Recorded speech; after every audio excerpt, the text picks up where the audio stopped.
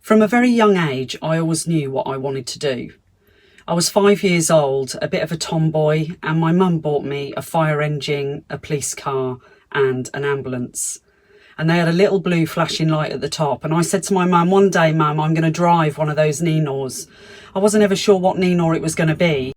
I left school at 16 with just 3 GCSEs. But you know, looking back, they were the most important GCSEs that I could have left school with. I didn't really like school, but I left with English, maths, and a science qualification. And thankfully, they were the 3 that I needed to join the ambulance service. However, since then, I think I've done most of my learning since I left school. And I think as you get older, you appreciate learning more. And my ability to learn has got easier as I've gotten older. And don't ever think that you get too old that you can't try something new. You absolutely can. It doesn't matter what age you are. I have achieved a foundation degree.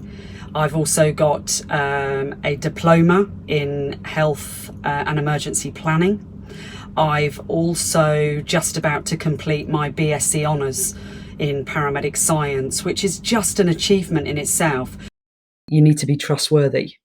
You need to be trusted by the patient, and you need to be trusted by your colleagues. Have an openness to people's feelings, that you are competent in yourself and confident in what you're doing. People need to know that they can trust you. You need to show that warmth side of you, be affectionate and friendly. It goes a long way for people to remain calm in your presence. I thought I could drive until I joined the ambulance service, and they re-taught me everything I needed to know, because driving much bigger vehicles and having that perceptual awareness of your surroundings is something that you're taught. So you need to get as much practice in driving as you possibly can. Other than that, if you want excitement and you want a bit of a thrill and you don't mind the ups and downs of an everyday job and you can deal with it and be happy at the same time, then this is just the career for you. You could come into the ambulance service either as an emergency care assistant, and they are our drivers and they assist the paramedic with our delivery of patient care. They come in with 3 GCSEs. We train them on a 9-week training course, and at the end of about 18 months they can progress on to become perhaps maybe an associate ambulance practitioner. And then once they've achieved that role, they can then aspire to be a paramedic.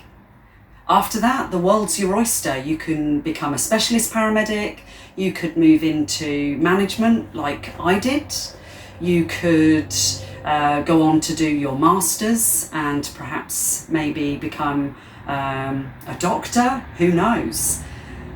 The opportunities are far greater nowadays than they ever have been, and so the opportunities are there for the taking. It's so important to get your English and your maths and and other subject as a minimum, really, because it will lead to many more doors opening for you. So even as a paramedic, time on the road can be really busy, but there's always time to have a cup of tea, so cheers.